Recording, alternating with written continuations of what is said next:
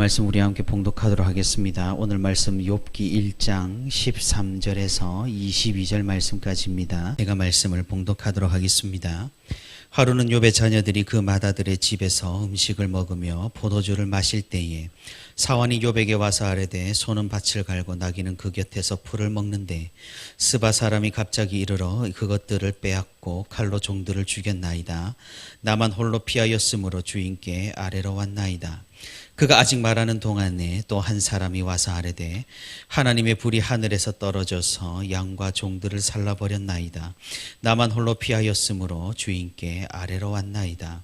그가 아직 말하는 동안에 또 한 사람이 와서 아뢰되 갈대아 사람이 새 무리를 지어 갑자기 낙타에게 달려들어 그것을 빼앗으며 칼로 종들을 죽였나이다.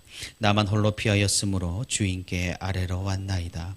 그가 아직 말하는 동안에 또 한 사람이 와서 아뢰되 주인의 자녀들이 그들의 맏아들의 집에서 음식을 먹으며 포도주를 마시는데 거친 들에서 큰 바람이 와서 집 내 모퉁이를 치매 그 청년들 위에 무너짐으로 그들이 죽었나이다. 나만 홀로 피하였으므로 주인께 아뢰러 왔나이다 한지라. 욥이 일어나 겉옷을 찢고 머리털을 밀고 땅에 엎드려 예배하며 이르되 내가 모태에서 알몸으로 나왔사온즉 또한 알몸이 그리로 돌아가올지라. 주신 이도 여호와시요 거두신 이도 여호와시오니 여호와의 이름이 찬송을 받으실지니이다 하고 이 모든 일에 욥이 범죄하지 아니하고 하나님을 향하여 원망하지 아니하니라. 아멘. 오늘도 이렇게 하나님과 동행하기 위해 새벽기도의 자리에 나온 우리 모든 성도 여러분 진심으로 환영하고 또 축복합니다. 우리 함께 오늘도 말씀을 살피는 가운데 말씀을 붙들고 기도하는 가운데 하나님의 크신 은혜와 위로가 풍성히 있기를 주님의 이름으로 소망합니다. 욥기는 우리에게 잘 감당하기 힘든 그런 질문을 던집니다. 그것은 이 세상에 고난이 있고 고통이 여전히 있는데 하나님은 정말로 정의로우신가라는 질문입니다. 일명 신정론이라고 하죠. 아무리 이 세상이 돌아가는 모양을 이리 보아도 또 저리 보아도 정의가 살아있다라는 생각을 하기는 힘듭니다. 그것은 어린이들이 보는 만화 영화에서나 그리고 해피엔딩을 그리는 영화에서나 나올 법하기 때문이죠. 최근 학교 폭력에 대한 복수극을 그리는 드라마들이 줄기차게 많이들 나옵니다. 하지만 그것조차 사실은 사람들의 마음을 시원하게 만들어주는 어쩌면 환상의 결과입니다. 왜냐하면 실제로 학교 폭력을 한 가해자가 처벌되는 경우는 극소수이고 또 피해자가 구제받는 경우는 거의 없기 때문입니다. 악에 대한 처벌이 이러할진데 정의에 대한 기대는 더욱 하기가 힘듭니다. 그래서 이 세상 살아가면서 정의를 말하면 바보 취급을 받습니다. 정의를 주장하면 손해를 보게 됩니다. 정의를 추구하면 현실 감각이 없고 혼자 잘난 사람으로 취급을 받는 것이 현실입니다. 성경에서 말씀하는 이 세상의 모습이 정확하게 이런 모습입니다. 하나님께서 하늘에서 인생을 굽어 살피사 정의를 살펴보려고 하셨지만 단 한 사람도 악을 행하지 않고 정의로운 사람이 없으셨다라는 그 말씀 말입니다. 세상 사람들은 말합니다. 이렇게 이 세상이 악하고 이 세상이 정의롭지 못한데 과연 정의로운 하나님은 어디 있느냐고 말이죠. 어디서 무엇 하고 있길래 이 세상이 이토록 엉망이라고 말이죠.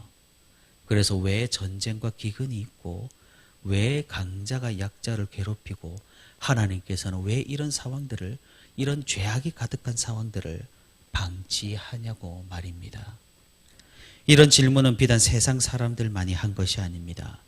우리 그리스도인들도 아마 평생에 걸쳐서 하는 그런 질문일 수도 있습니다.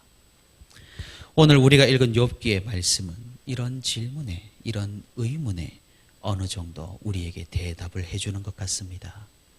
과연 하나님은 정의로우신가? 당연합니다. 정의로우십니다. 하지만 정의를 위해서 하나님께서는 멀리 돌아가시는 길로 우리를 인도하실 수도 있다라는 사실을 오늘 본문은 우리에게 보여주고 있는 것입니다. 우리는 이 세상이 완전히 정의로워지는 그때를 꿈꾸는 사람들입니다.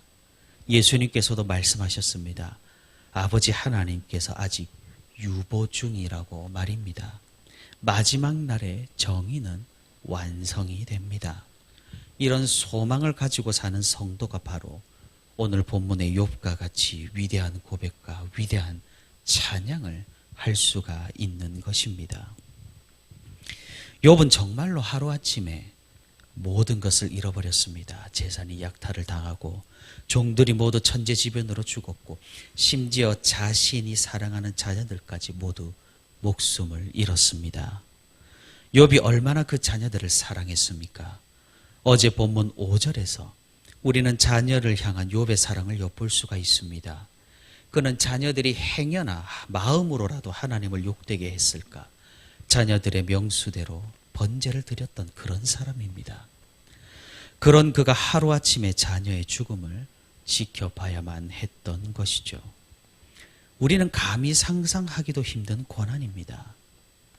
우리는 또 작은 손해에도 몸부림치고 억울해하고 마음속에 담아두는데 하루아침에 모든 재산이 날아가 버렸습니다.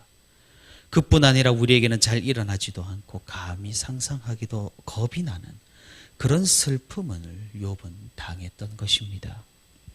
욥의 괴로움을 우리는 20절에서 살필 수가 있습니다. 욥이 일어나 겉옷을 찢고 머리털을 밀고 땅에 엎드려 예배하며 옷을 찢고 머리털을 밀었습니다. 그런데 욥의 다음 행동이 의미심장합니다. 그는 예배를 드렸습니다. 누구에게 말입니까? 여호와 하나님께 예배를 드립니다. 그러고 나서 이렇게 고백을 합니다. 내가 모태에서 알몸으로 나왔사온즉 또한 알몸이 그리로 돌아가올지라. 주시니도 여호와시오 거두시니도 여호와시오니 여호와의 이름이 찬송을 받으실지니이다.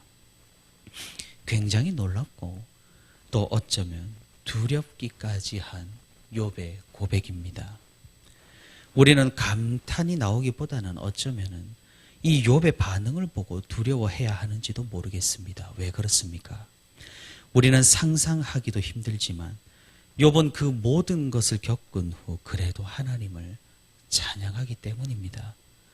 우리라고 한다면은 이런 고백을 할 수 있을까라 그런 생각이 들고 또는 심각해지고 고민이 되기 때문입니다.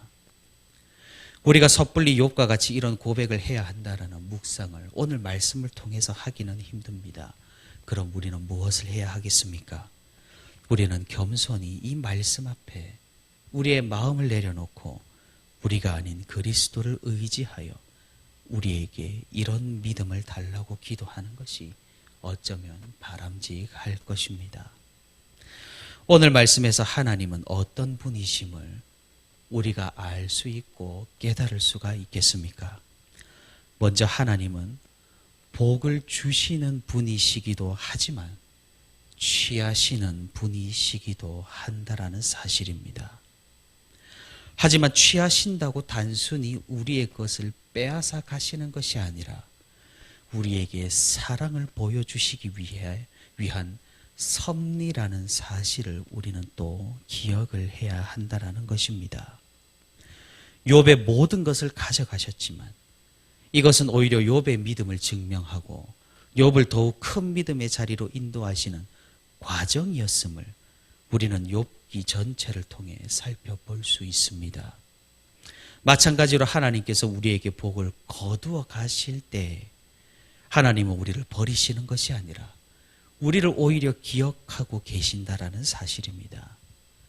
그러니 우리는 하나님께서 가져가실 수도 있다라는 사실을 늘 명심하면서 하나님의 뜻과 계획에 순종하여 그 하나님을 끝까지 믿고 따라야 할 것입니다.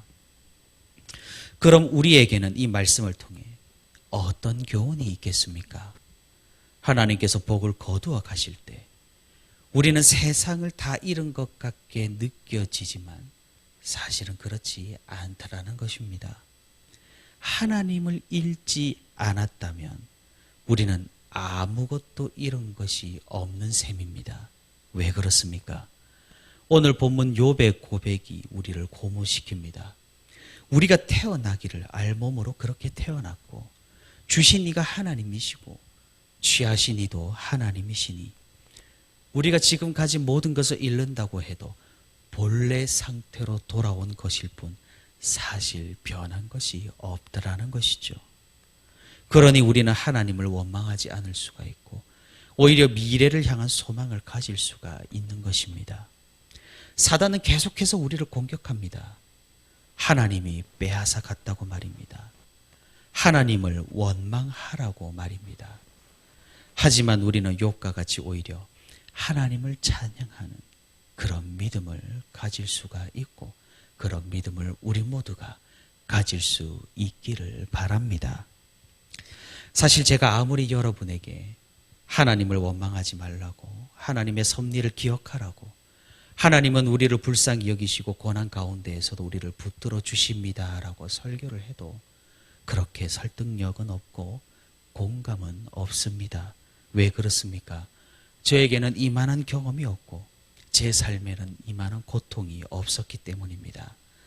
하지만 오늘 우리는 저의 이야기가 아니라 하나님의 말씀 가운데서 그 고통을 당한 욥을 마주하게 됩니다. 그 욥이 오늘 우리 앞에서 고백을 하고 있는 겁니다.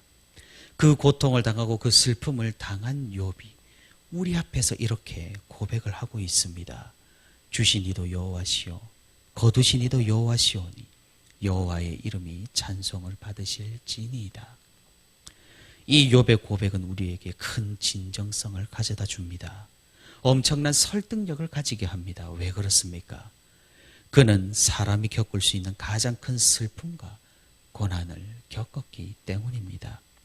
그런 와중에 그는 끝까지 하나님을 신뢰하고 하나님을 붙들었기 때문입니다. 하나님께서는 이런 욥을 신뢰하셨고 사단의 공격에도 욥은 그의 신앙을 버리지 않았습니다. 오히려 믿음으로 욥은 이 모든 상황을 견디어내며 더욱 하나님께 매달렸던 것입니다. 사랑하는 우리 성도 여러분, 우리가 함께 기도할 수 있기를 바랍니다. 우리의 고난 가운데에서도 하나님의 주권과 하나님의 섭리와 하나님의 뜻을 인정하고 고백하며 하나님을 찬양할 수 있게 우리를 인도해 달라고 말입니다. 비록 욥과 같은 그런 큰 믿음이 지금은 없어도 그런 극단적인 상황이 아닐지라도 우리 삶의 과정 가운데 하나님을 더욱 신뢰하는 그런 믿음을 가지게 해달라고 말입니다. 우리가 우리의 믿음을 위해서 함께 기도할 수 있기를 바랍니다. 오늘도 하나님의 위대한 주권과 섭리를 인정하면서 하나님 앞에 더욱 큰 믿음의 행보로 삶을 살아가는 저와 우리 부천시민교회 모든 성도가 되기를 주님의 이름으로 소망합니다.